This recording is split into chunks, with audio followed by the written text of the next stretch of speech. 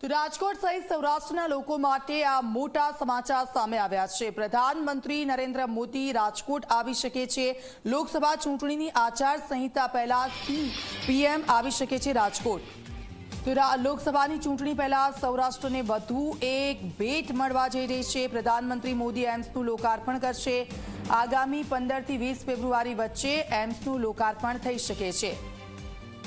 તો એમ્સના લોકાર્પણ અર્થે પ્રધાનમંત્રી નરેન્દ્ર મોદી રાજકોટ આવશે। લોકસભાની ચૂંટણી પહેલા સૌરાષ્ટ્રને વધુ એક ભેટ મળશે।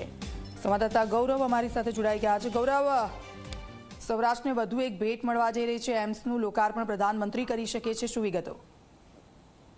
દીક્ષિતા, ગુજરાતની પ્રથમ એમ્સ હોસ્પિટલ રાજકોટ ખાતે નિર્માણ છે પામી ગઈ છે અને આઈપીડી તેમની શરૂ કરવા માટેની તૈયારીઓ છે તે કરી દેવામાં આવી છે।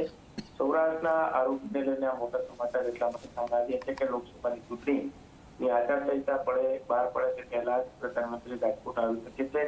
લોકસભાની ચૂંટણી પહેલા જ સૌરાષ્ટ્રને વધુ એક મોટી ભેટ મળી શકે છે। એમ્સનું લોકાર્પણ 15 થી 20 ફેબ્રુઆરી વચ્ચે થાય તેવી પૂરી શક્યતાઓ જોવા મળી રહી છે। હોસ્પિટલના ઉદ્ઘાટનને લઈને અત્યાર સુધીના અનેક તારીખો સુધી આવી છે, પરંતુ હવે ખાસ કરીને લોકસભાની ચૂંટણી નજીક આવી રહી છે ત્યારે પ્રધાનમંત્રીના સૌરાષ્ટ્રની અંદર કાર્યક્રમો છે તે ગોઠવવામાં આવી રહ્યા છે અને તેની વચ્ચે આ આરોગ્ય ક્ષેત્રે મોટી ભેટ છે તે સૌરાષ્ટ્રને મળી શકે છે।